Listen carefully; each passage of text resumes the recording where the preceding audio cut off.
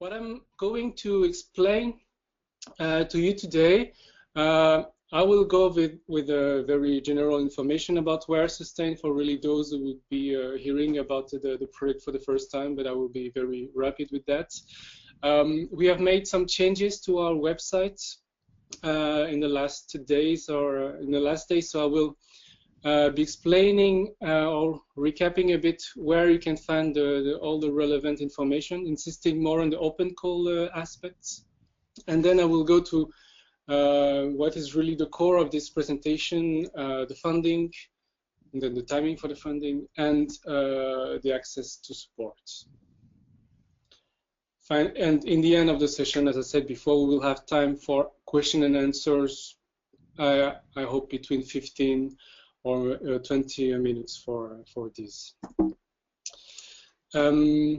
So I'm going to be very brief about the general aspects. The slides also are going to be shared afterwards. So you know it's a 2-year project. What are the activities that we have in this project? The core of the budget, at least, is really for funding the teams. So as you see from our 3 million budget, we have 2.4 that is really devoted to funding the teams, supporting the teams. I will be coming back to this in the second half of the presentation. But also we have these 3 other pillars, the wearables ecosystem, the knowledge exchange, ethics and sustainability. That's to say we are building an ecosystem, mapping the existing ecosystem in Europe of wearables, trying to link between all these ecosystems, and sometimes in some places, for example, we hope to be really triggering the building of such ecosystem. We are about knowledge exchange in the events that we are organizing or we are taking part of via our digital platform. And we put ethics and sustainability at the core of our activities, including also on the research. So we keep that always in mind in the activities we are promoting and in the teams we are going also to select. Again, I'm being very rapid on this. You can find much more information on our website. And I will take a few minutes also here to show you how it is made to really make sure this is clear. So now you should be seeing our front page of the website, and I just want to explain a bit what is WEAR. So you have these 5 tabs. I'm not going to go through all the elements, but you have about WEAR, which is really giving more the general explanations, basic explanations, but also explaining where we come from. Why we are, why we built this project with the support of the Commission. Open calls, I'm going to go more into the details here, but that's where you can find all information if you are interested in applying to the open call. You have the online network. You have links to the Data Connect database, where we are now mapping existing doing this mapping exercise of wearable ecosystem in Europe, and then also in this way identifying the members of our network, current members, and trying to enroll more members in this network. We have this share tab that will give you the latest news and access to useful resources. And finally, sustain. That's something that is more to be done, where you will find in the coming month and in the coming year and a half the outcomes of our sustainability strategy. If I go on the open call page, we provide a rough description of the open call. And what you need to know to apply, the timing, and so to find a partner. But you can have more details than if you click on the others. If you click on how to apply, you will find information about how to apply really step by step. These are things we have already discussed in the first webinar, so I'm not going to come back in details in this webinar. but also elements about the eligible costs here. In the eligibility criteria, so what you need to be really at the core to be eligible, then how the evaluation process goes, and here you see it's not only, so you have eligibility criteria to, as a threshold, but then you need to address all these evaluation criteria that I explained here, about the core themes, creativity, team, business potential, feasibility, so giving a bit more details. Also some points about the intellectual property rights for the applicants. We have a long section about the frequently asked question. It's a normal section in such process, with about the selection, also after the selection, as we are going to discuss today. And finally, webinars, where for the moment you can find the webinar of last week. You will find tomorrow or the day after tomorrow the current webinar we are now doing here. And also, I see now it's missing, it's my fault. You will find the slide set that I'm using right now. If I come back, so that's for the website, a really rapid overview. If you have any questions, just let me know. If I come back to the presentation. So now discussing the funding and the timing. The timing is the following. As you must know, the open call has opened on the 1st of April. It's going to close in the end of the month. That's for the first open call. You can find more information about the second open call on our website. Then we want to make the evaluation and selection by the end of June.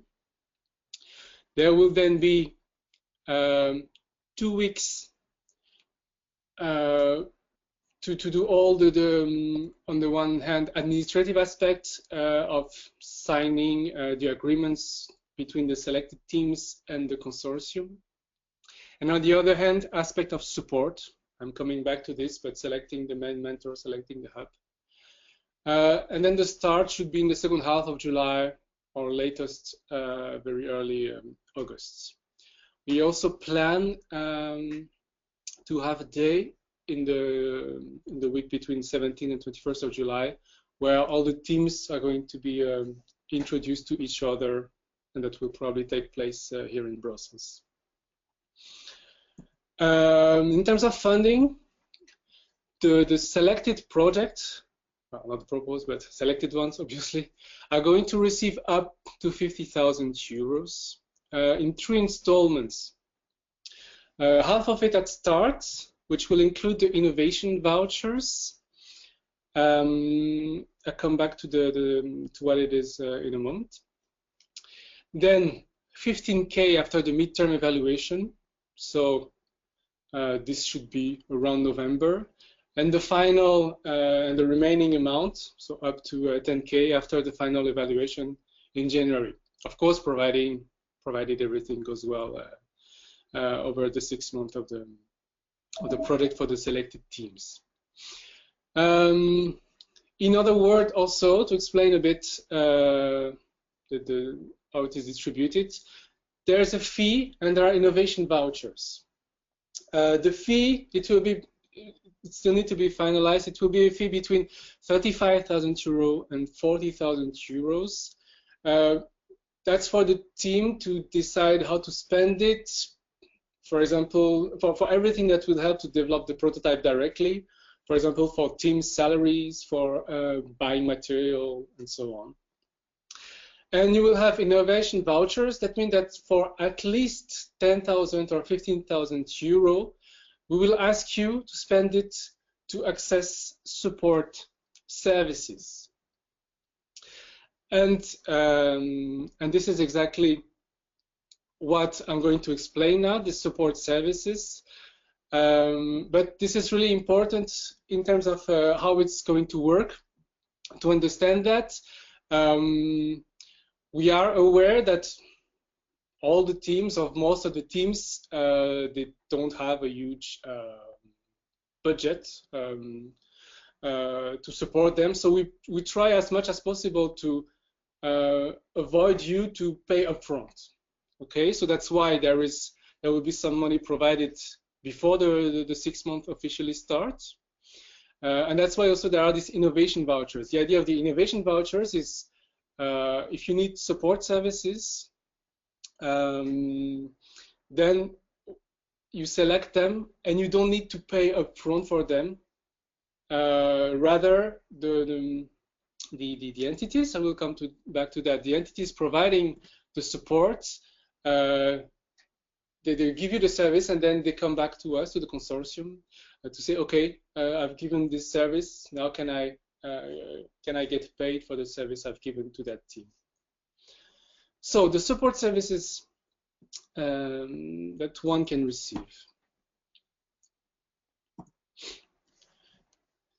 The idea is as much as possible, we know all the proposing and the selected teams will be very different one from another. Only if, because wearable remains a new field, collaboration between artists and technologists, that remains also something that is really quite exploratory. So we know there will be very different requirements between the teams, plus there are differences also basically from a geographic point of view that you don't necessarily have access to the same type of support all across Europe. And that's why we will aim at, as much as possible, a tailored support package. So based on these requirements and based on the assessment by the main mentor, the WEAR Sustain. If I come back to these requirements, I don't know if people here already registered on F6S, or have followed the first webinar. But in all the questions we are asking in the selection in the application, sorry, the last mandatory one is really about this, about okay, what kind of support do you think you need, and why, of course. So as much as possible, we ask you to explain what you think you need as a support based on what you know are your strengths. But of course, you probably have weaknesses too. There's also will be an assessment made by the main mentor and the WEAR Sustain. We will guide you in the process of defining which support you need, together with the main mentor. I'll come back to this notion main mentor afterwards. Also, well, first of all, of course, you know yourself more than we do, but probably we know, or we have a better overview of all support services that exist, not only where you live and work, but also in the rest of Europe. Obviously, this package can evolve over the 6 months of the project. With such innovative products that we hope to fund, we know that some changes can happen in a good or bad or manner, so it can be needed to adapt. Support is provided by mentors and by hubs. If I go first to mentors, so the mentors are experts, so usually it's going to be individuals, expert in one or more fields relevant for WEAR. I will explain what are these fields afterwards. They're responsible to advise, practically support the selected teams over the 6 months. The first type of mentor is the main mentor. Each team will have one main mentor, at least. You can imagine in some configuration it could be that the mentor changes after 3 months, simply because the product also is designed to evolve over the 6 months. This main mentor has several roles, but if I need to summarize as on the slide, first it's the first point of contact for the team. So it means also there will be a regular follow-up by the mentor of the team's activities, and conversely, the team should not be afraid of asking questions to the mentors and all kind of advice to the mentor. The field of expertise of the mentor should cover the team's main requirements, or at least most of them.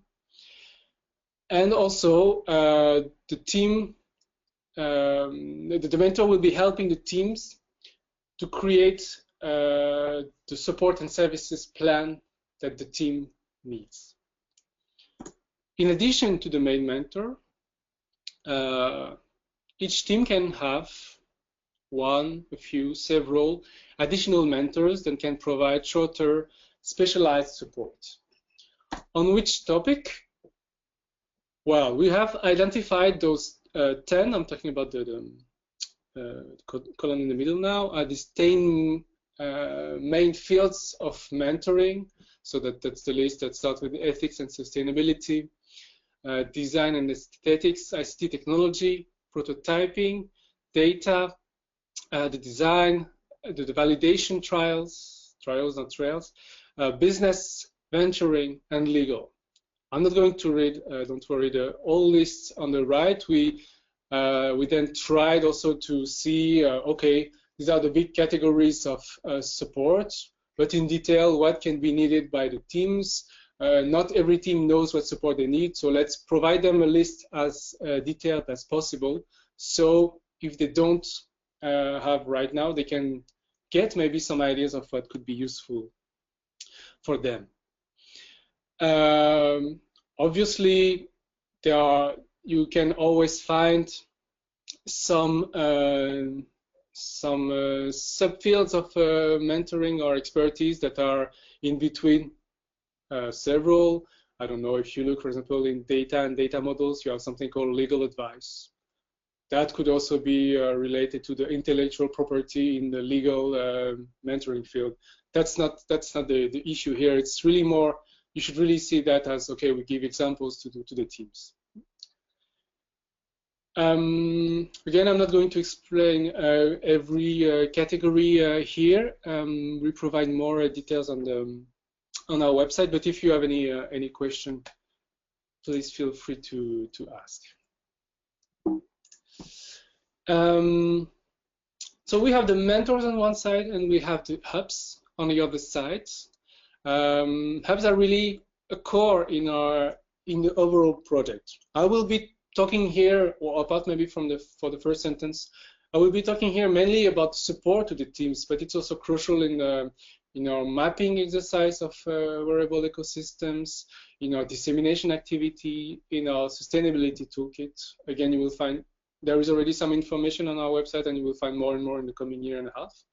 But I will focus here on the support aspects. Each selected team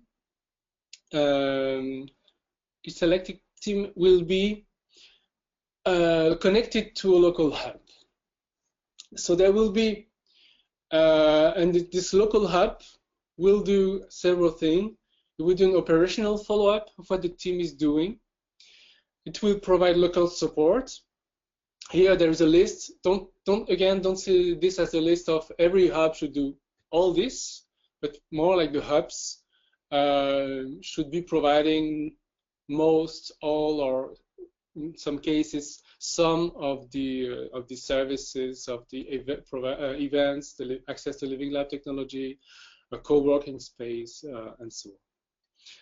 The hubs should also be giving access to the local experts, and it's important, that's more related to the operational follow-up also, that there is one hub leader or that is identified as the main contact within the hub to which the team can address.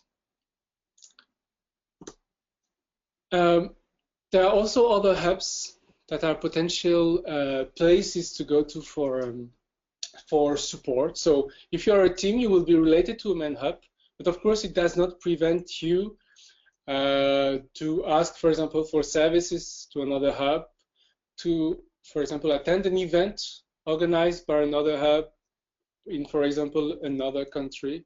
And in fact, that's also something as a European project that we want to foster, all type of collaboration cross-border. So if you are a team based in one country and you see something interesting in taking place in a hub in another country, don't hesitate really to express the interest and to let us know about this.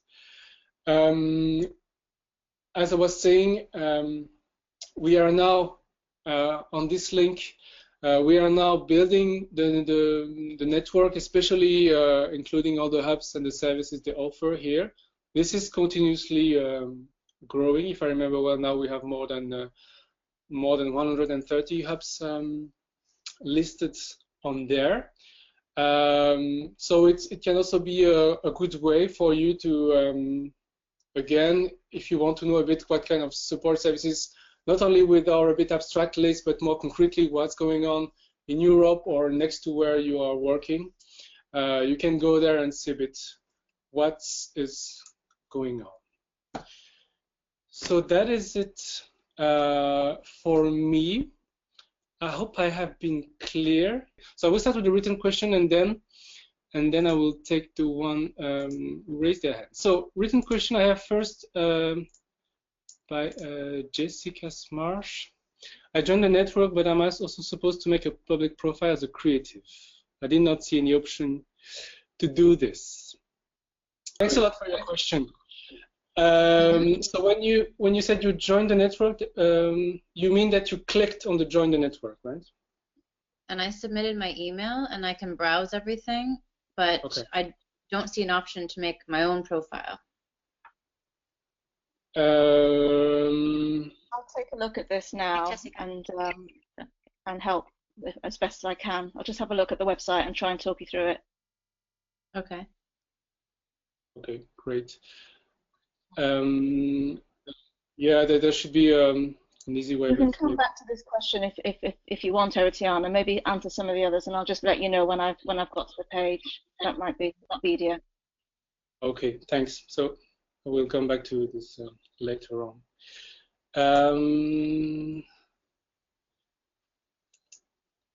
So I have a question now, by Alicia, about what kind of project are you looking for? So what kind of project are we looking for? That's a very good one. Basically, there are a number of criteria. First, this should be around wearables. I'm going to stay very abstract, but if somebody wants to know more, we also, I know, for example, Berit can provide more details if needed. So it should be around wearables. Second criterion, it needs to be a collaboration between artists or designer on the one hand and technologists, for example, engineers on the other hand. It's really important to have this balance, aesthetic technology. Third aspect that is important is to take into account the ethics and sustainability aspect for your project. And maybe a fourth, yeah, sorry. There's the fourth one that is more like a legal one that we don't have a choice about, is we're going to fund projects only for teams based in the EU or in associated country. That's the rule of Horizon 2020 of the Commission. That's not something we decide upon, and it's not really related to content, but that's something, no choice about this. And the fifth thing, a less straightforward answer maybe, we are going to fund the development of prototypes. There's a whole thing about the level of current level of maturity of the prototypes that we're going to fund. To summarize it, is what is called Technology Readiness Level 3. Actually, we have a nice picture about this. Maybe I should show this now. And we want to. So we have this. It's probably a bit small now on your own screen, but you can see in our FAQ we have this comparison between the current definition of technology readiness level and how we envisage it, and the examples we give of how you can really apply it. And so we want to move on level 3 from, at least, it can be also something a bit more advanced already, to a level 6 or 7. So basically from a prototype, we give an example here of how it could look like, to something that is more advanced that you have tested, you know, it works. Alicia, I hope it responds to your question. I see your hand is raised, so I will come back to you. Yeah, sorry. Berit, you wanted I can to also add some to that. Hi Alicia, this is Berit. I'm from UDK in Berlin. So regarding your question, I would say it's a mixture of the two. So we're definitely looking for projects that have the aim of becoming commercial or business devices. So you will need to have the attention to develop your project into that direction. We're not going to fund purely artistic research or purely artistic work. So your term of using artistic project is a little bit it could be a part of becoming a commercial device, but we're not going to be able to fund pure artistic projects. May I just add something? This is Rachel from Queen Mary University. We discussed this question at the London event, and we decided that the kinds of projects that don't necessarily have purely commercial aims, i.e. making money, but have social aims, like for example, if it's a project that is going to be developed to be taken out of school. So a project that actually has legs for development, it can also be applicable, but it doesn't necessarily mean that you have to make, you know, intend to make a lot of money out of it, if that makes sense. There are a couple of questions related to that in the FAQs, because it is a question that we receive very often and that we're trying to answer as good as possible. So if you have a look through the FAQs, you might find some more information that might relate to this question too. Okay, next question about the commercialization of the concept. So that's a question by Alexandra. How important is the commercialization of the concept? This is not something that is crucial. If you are developing a prototype, or maybe then you're even already more advanced, and you want to sell it afterwards, fine. Of course, if you respect all the other criteria that were announced before. But it doesn't mean that we are going to select only prototypes or concepts, only those that are going to be commercialized afterwards. That's not the criteria. I hope it answered this. Then I see a few questions by Anna. Maybe it's better than that you ask them directly. So I'm opening your mic. Ana Villacampa del Tiempo. So I have a few questions, so I would like to take the chance to make them. One is about the development of prototypes.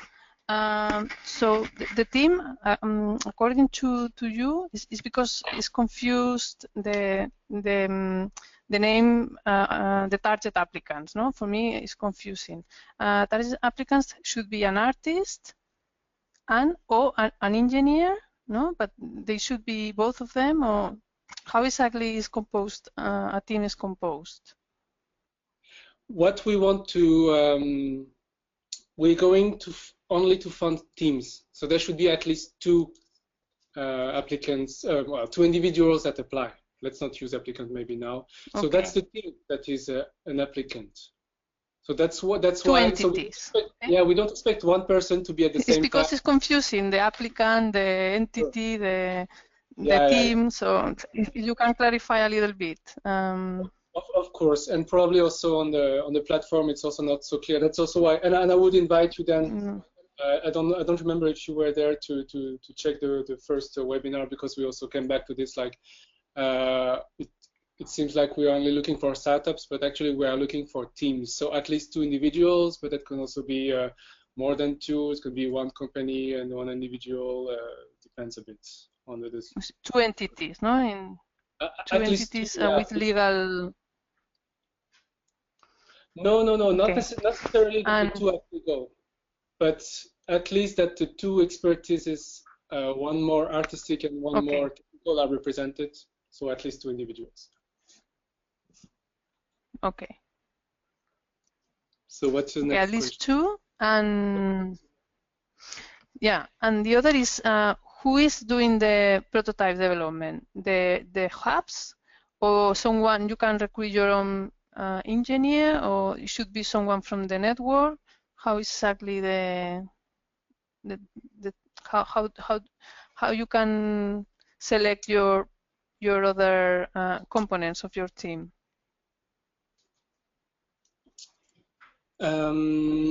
See, can I ask my neighbor, for example, to be part of my team, or should be included in the network? Okay. No, for really the core prototype development. Yes. For example, the other person, your neighbor, should also be part of the application. So it should appear really as a team member. Yes. Okay. But it should be someone from the local, not the hub. So I need. Not necessarily. As I was saying, also it's a European project, so of course we also try to value any form of cross-border cooperation. So of course it doesn't have to be somebody local. It can, no problem, but it doesn't have to be. Okay. Sorry, I'm just going to add a few thoughts to that. So the team is the group of people who are applying for the funding. So if you let's assume you're an artist and you want to collaborate with an engineer, you two can form a team and you can apply for the funding together.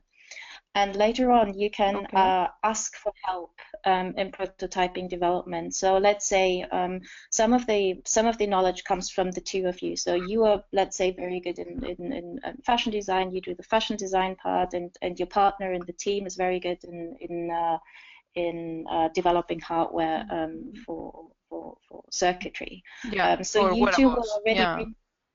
You two will already bring knowledge into the project, but through the funding and with the funding, you can access help and access prototyping support in all the fields that you're not an expert in. So let's say you two can cover those two, and you can ask your neighbor to be part of the team, and they can apply with you together.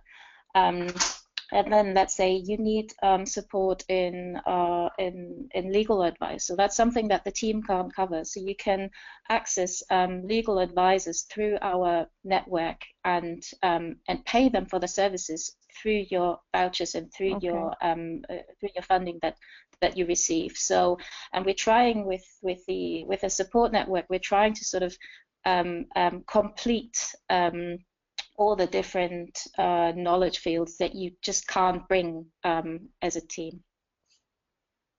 Okay, but minimal. Imagine that, for example, as you say, for example, I'm as you say, I'm an artist, and I have already the engineer.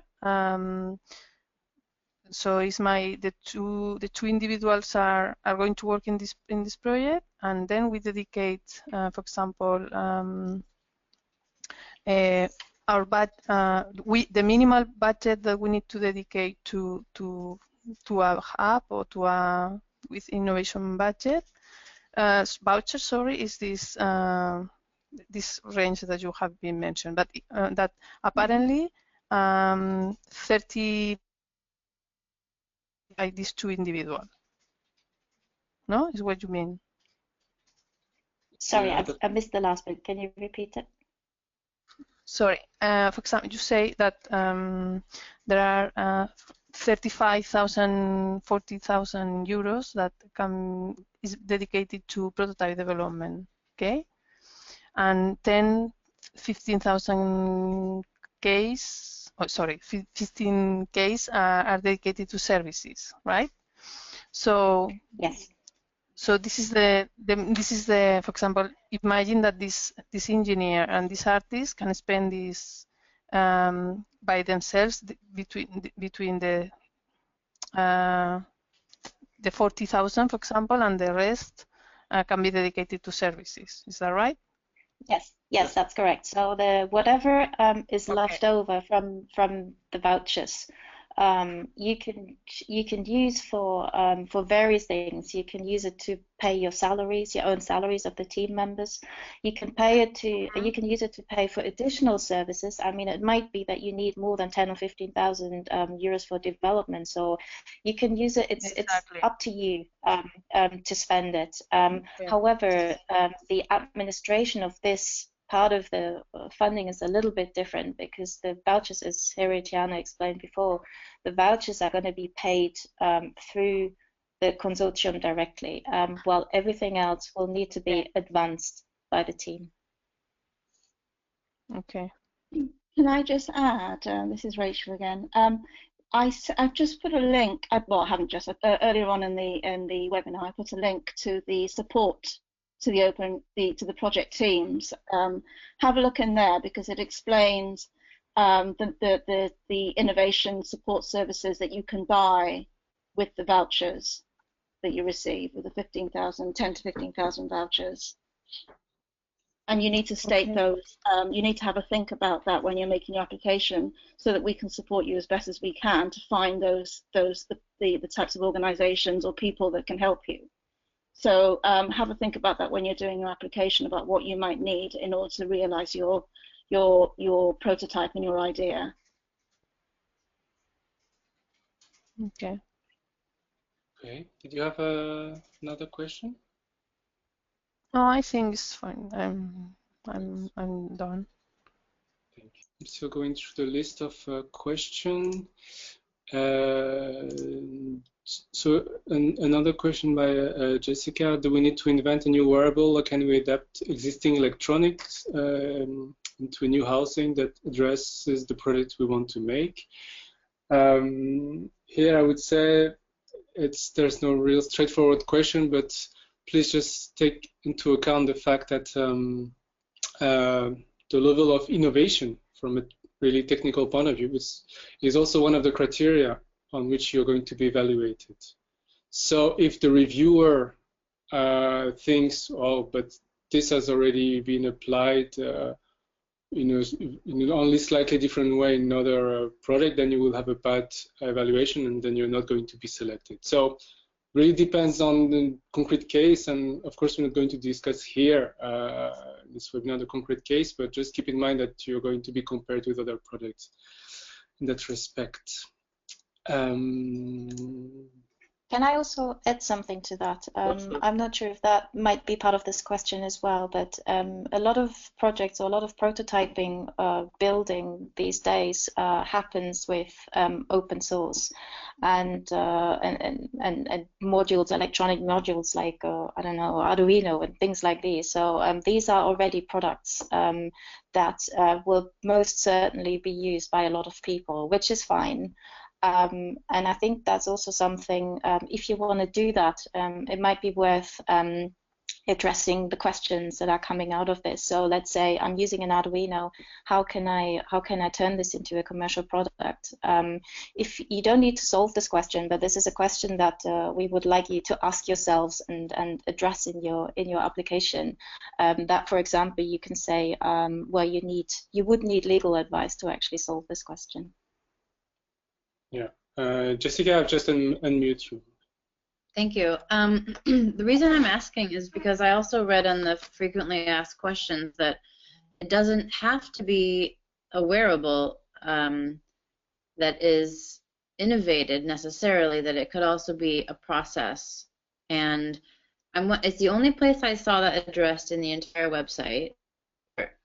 How important is it to, have this new wearable? And also because personally, like I am very interested in the process that we want to develop, which does use wearable sensors, and I have been already using wearable sensors, and to make our process stronger, I would rather just sensors we've been using to make it a little bit better for what we are doing. So I'm more interested in the process and less in inventing some, you know, very innovative wearable. That's absolutely fine. So we do fund these projects as well, as long as they address the sustainability and the ethics themed calls, and as long as you're aiming to develop it into a commercial product or service in this case. So if you say it is, you know, in the field of wearables, and it advances the field of wearables in product development, then that's absolutely fine. Yeah, to add a general comment to that, I would say that it's simply because there are also different types of innovation. So of course, I assume most of the innovations will be in terms of the product itself, but it can also be innovation in terms of process. I would be very curious and interested personally. I'm not the reviewer to see that. Okay. Okay. Did you have other questions? Or? Well, I guess it was, well, I think it's answered, but basically, like on the network, how there's these 14 tech providers. So basically, what I understand now is that they are paid from either our vouchers, or if we use all the voucher money, then we pay them from the rest of the money. But those tech providers are there to get paid. Well, actually, you're raising a good point. I think because to be disclosing to everybody, we were a bit wondering what would be the content of the third webinar. Maybe we should do it, or at least part of it, on the network itself. So unless Rachel or Berit can answer more completely, I will just give part of the response. I think if I remember, the tech providers here are actually applicants. Oh. Applicants. Am I so correct? They might want to pair. They might want to be like my partner. If you are more a designer or artist, yeah, for example. Okay. Okay. So these are not like providing the services. This would be more for hubs. I will also take a note of that question and clarify it with the person building the network. So if you can leave us some, I don't know if we have your email address, but maybe we can just put this on the FAQs as well once we have answered that clearly. Yeah, indeed. Good point. All right. Can I ask one other question about that? Sure. If I want to contact one of those companies, I would just be on their website and I see their contact information. I could just contact them and ask them if they wanted to apply together. Sure. Of course, yeah. It's just like no formal. Okay. Yeah, that's no, correct. I mean, public information they're giving, so yeah. Okay. Thank you. Also, the matchmaking part of the map is also still in development. So again, it's just something that I put that I take a note of, and we can make it clearer soon. Okay. Process. Okay. Thank you. Thank you. I have a question by. I hope I'm not missing some. The question by Albena about is it okay if the project is open source? Yes, it is very okay. I think in general in the consortium we are in favor of open source. The European Commission is also pushing a lot for this, so it is really okay for that.